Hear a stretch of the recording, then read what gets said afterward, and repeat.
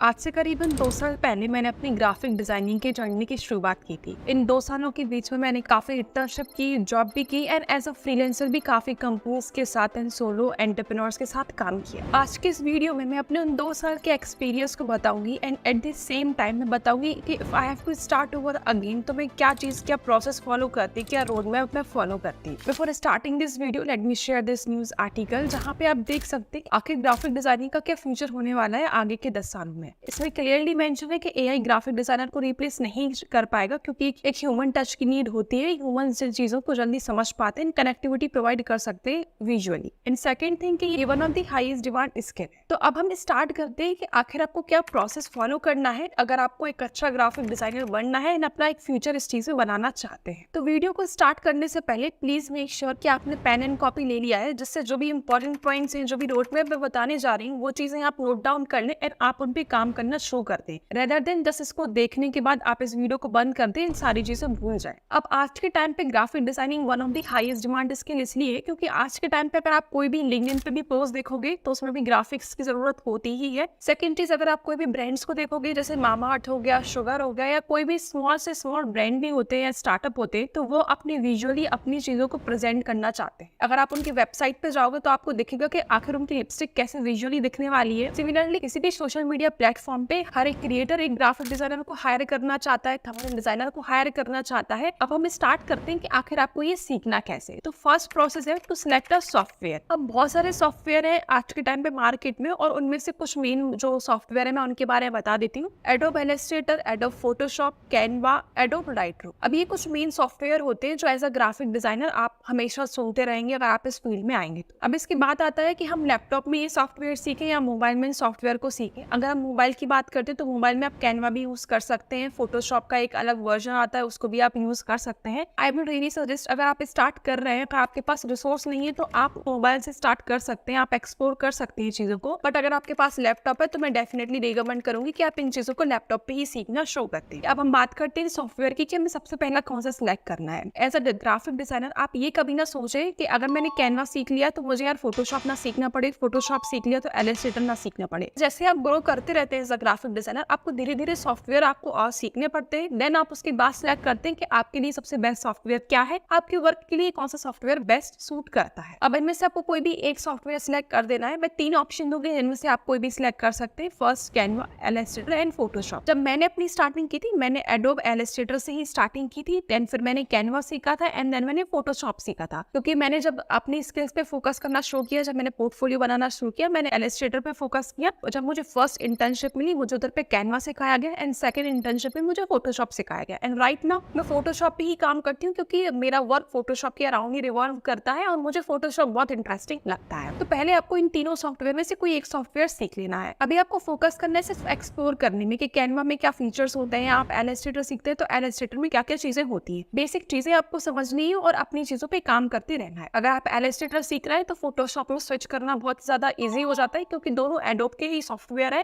And दोनों में अगर आप इंटरफेस देखेंगे तो काइंड ऑफ सिमिलर ही होता है। आप पहले इलस्ट्रेटर में सीखिए बेसिक सी चीजें कि आखिर इंपोर्ट कैसे करते हैं, एक्सपोर्ट कैसे करते हैं, लेयर्स क्या कहलाती हैं, मुझे एडजस्टमेंट कैसे करने हैं, मुझे इमेज में एक ब्लर कैसे क्रिएट करना है। तो ये छोटी छोटी चीजें जो होती हैं आपको उस सॉफ्टवेयर को एक्सप्लोर करना और चीजों को सीखना है। अब हमने इनमें से कोई एक सॉफ्टवेयर पिक तो कर लिया बट हम इनको सीखे कहाँ से। तो हर एक सॉफ्टवेयर के लिए एक डेडिकेटेड चैनल मैं बता देती हूँ जो कि मैंने यूज की है and they will help you to improve your typography, alignment, colour combination, ऐसी बहुत सारी चीजें जो यूट्यूब चैनल्स पे कवर की गई है। So first I would really suggest GFX mentor. अगर आप इलस्ट्रेटर या फोटोशॉप सीखने वाले हैं और इवन लाइटरूम भी सीखने वाले इन फ्यूचर तो आपको GFX मेंटर आप आराम से यूज कर सकते हैं। देन सेकंड है, अगर आपको कैनवा सीखना है तो डिजाइन विद कैनवा, उधर पे प्रॉपर हर एक चीज कैनवा के बारे में बताई गई तो आप कैनवा पे भी मास्टरी कर सकते हो। एक छोटी सी छोटी डिटेल उधर पे कवर की गई है। देन थर्ड, अगर आपको फिग्मा सीखना है तो आप पुनीत चावला की वीडियोस देख सकते हैं या अंश मेहरा की प्लेलिस्ट है, उधर पे भी आपको सब कुछ दिया गया है कि आपको फिग्मा कैसे यूज करना है। Then last and not the least, Satori graphics, जहाँ पे आपको टाइपोग्राफी, कलर कॉम्बिनेशंस और ऐसी बहुत सारी चीज जो आपको एज अ ग्राफिक डिजाइनर बहुत हेल्प करने वाली है। अभी टाइपोग्राफी, कलर कॉम्बिनेशन और अलाइनमेंट ये सारी चीजें GFX मेंटर के चैनल पे भी है तो आप उनको भी जाके देख सकते हैं। सेम टाइम सतूरी ग्राफिक्स पे भी आप जाके देख सकते हैं। अब ये जो 3-4 चीजें मैंने बताई है, कलर कॉम्बिनेशन, अलाइनमेंट्स और ऐसी चीजें, ये बहुत इंपॉर्टेंट है अगर आप ग्राफिक डिजाइनर है। आपको पता रहना चाहिए कि आखिर मुझे कौन सा कलर कॉम्बिनेशन यूज करना है। कहीं आप व्हाइट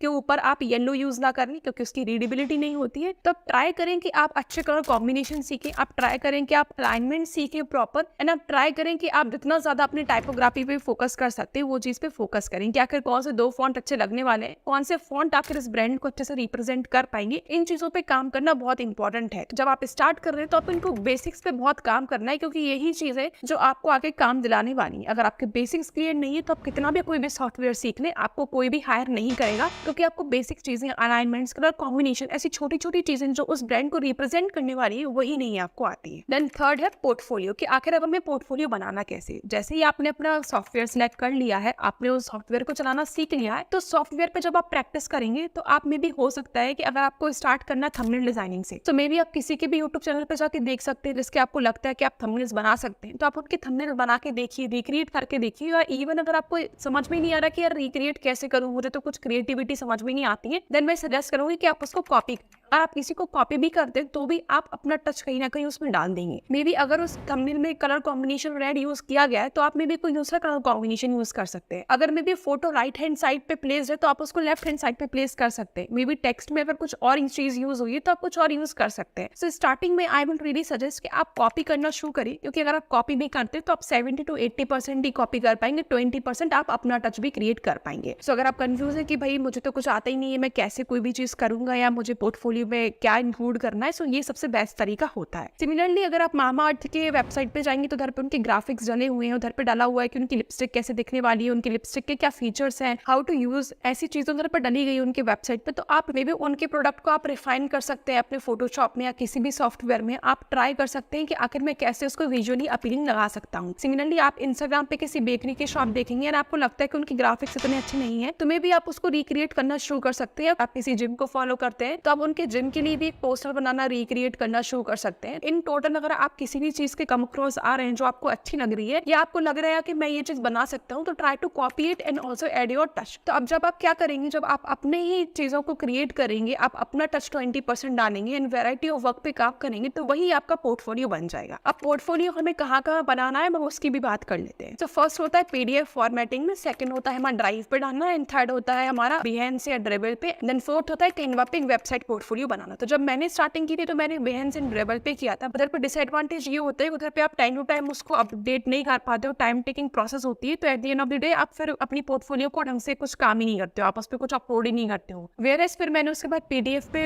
चालू कर दिया था कि कोई भी क्लाइंट मुझसे कभी मुझसे वर्क सैंपल मांगता था तो मैं पीडीएफ दे देती थी। Then later on I switch on Canva, तो कैनवा पे मैंने प्रॉपर वेबसाइट बनाई थी, प्रॉपर अपना वेबसाइट का पोर्टफोलियो बनाया था, जहाँ पे मैंने थंबनेल बनाया था, तो थंबनेल के प्रॉपर उधर पे सैंपल्स थे, देन पोस्टर्स के सैंपल थे, फिर जिम पोस्टर्स के क्या सैंपल हैं, बेकरी के क्या सैंपल्स हैं, मैंने तो ऐसे अलग अलग मैंने सैंपल्स बना के दिए थे। और उधर पे कॉन्टैक्ट इन्फॉर्मेशन भी दी थी, मेरे क्लाइंट्स के टेस्टिमोनियल जो भी चीजें मैंने सारी मेंशन कर दी थी। तो अगर आप बिगिनर है तो आई वुड सजेस्ट आप कैनवा पे ही शो करें, कैनवा की वेबसाइट पोर्टफोलियो की। अगर आपको नहीं पता कैनवा पे वेबसाइट पोर्टफोलियो बनानी कैसे, तो you can watch this video, इसमें मैंने टोटल बताया कि आपको करना कैसे। इन केस अगर आपको फिर भी समझ में नहीं आ रहा कि पोर्टफोलियो कैसे बनाना है, क्या चीज इंक्लूड करना है, क्या नहीं करना है, you can book 1-to-1 call with me on a top meet. हम उधर पे मैं आपको समझाऊंगी कि आखिर आपको पोर्टफोलियो में क्या इंक्लूड करना है, रिव्यू दूंगी मैं आपके पोर्टफोलियो को, मैं हर चीज को डिटेल में समझाऊंगी। अब हम मूव फॉरवर्ड करते हैं कि जब हमने पोर्टफोलियो बना लिए तो how are we going to pitch clients. तो हमारा फोर्थ पॉइंट आता है हाउ टू गेट क्लाइंट्स, जो कि एक मेन एक कॉन्ट्रोवर्शियल टॉपिक है और मोस्ट फ्रीलांसर स्टार्टिंग में इसमें स्ट्रगल करते हैं, डिस्पाइट ऑफ कितने भी क्रिएटिव हुए, डिस्पाइट ऑफ कितने भी उनके पास अच्छे पोर्टफोलियो। तो इसके दो तरीके होते हैं, पहला होता है हमारा इनबाउंड एंड देन होता है हमारा आउटबाउंड लीड्स। अब इनबाउंड लीड्स और आउटबाउंड लीड्स पे आपको साइमल्टेनियसली काम करना पड़ेगा अगर आपको एक प्रोफेशनल ग्राफिक डिजाइनर बनना है तो। अब आउटबाउंड लीड्स क्या होती है, फॉर एग्जांपल अगर मेरी बेकरी की शॉप है और मेरे को उधर पे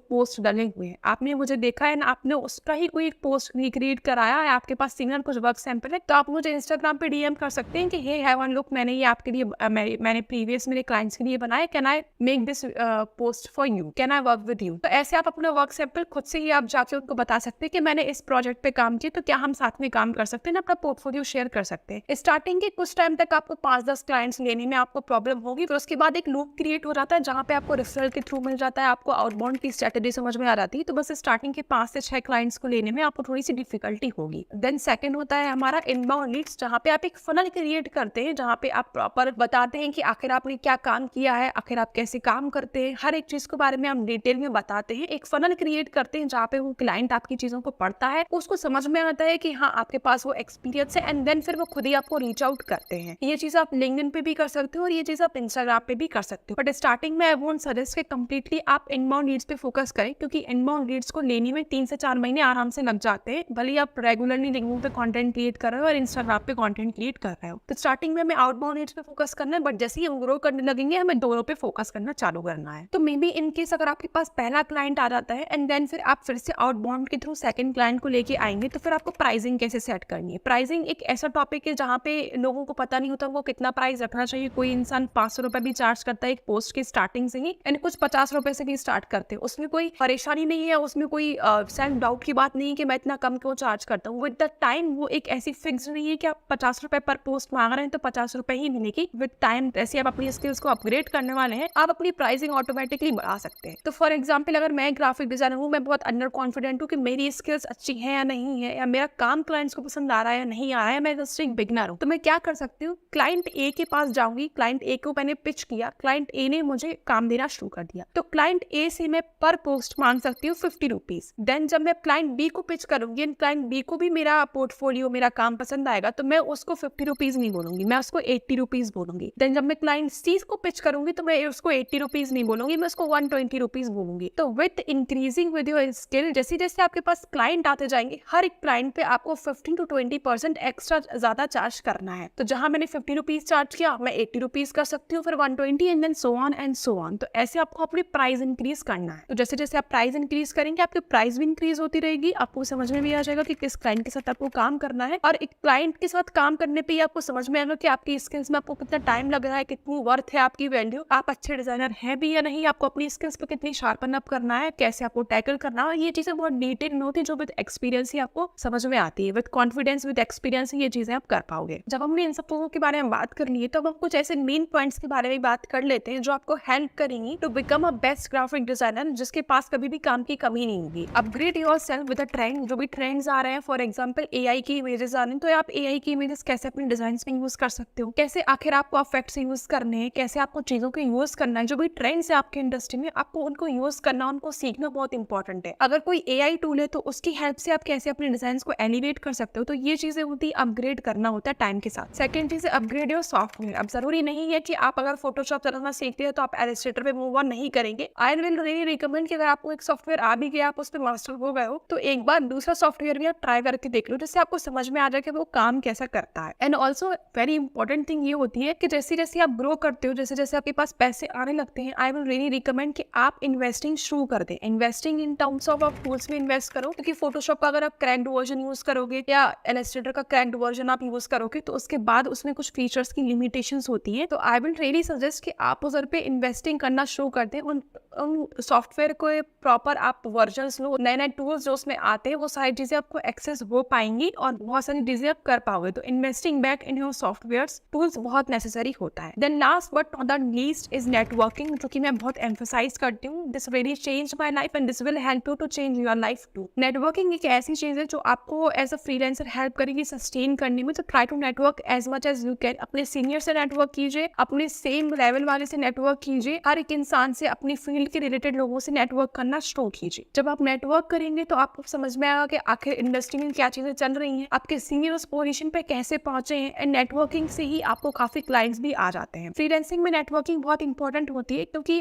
एज अ सोलो फ्रीलांसर आप अपनी चार दीवारी में बंद होकर काम करते रहते हैं, जहाँ पे आप लोगों से कनेक्ट नहीं हो पाते हैं। आप ऐसा कॉलेज में तो है नहीं कि आप स्ट्रेंथ है आपकी 50 या 60 बच्चों की, तो आप एक दूसरे को जानते हैं। एज अ फ्रीलांसर आपको नेटवर्किंग करना बहुत इंपॉर्टेंट है, जहाँ पे आप एक दूसरे को काम भी दे सकते हो, एक दूसरे से आप बात भी कर सकते हो, एंड एक दूसरे को हेल्प भी कर सकते हो ग्रो करने में। नेटवर्किंग के थ्रू काफी चीजें, अपॉर्चुनिटीज आपको खुलती है और काफी चीजें आपको मिलती हैं, एंड इन सब चीजों के थ्रू ही आप आगे बढ़ पाएंगे। तो ये कुछ पॉइंट्स है जो मैं आपको क्लियर करना चाहती थी अगर मैं स्टार्ट करती फ्रॉम जीरो। इन केस अगर आपको कोई भी डाउट है छोटे से छोटा, आप नीचे कमेंट सेक्शन में लिख सकते हैं, मैं आपकी हेल्प करने की पूरी कोशिश करूंगी। Thanks for watching my video.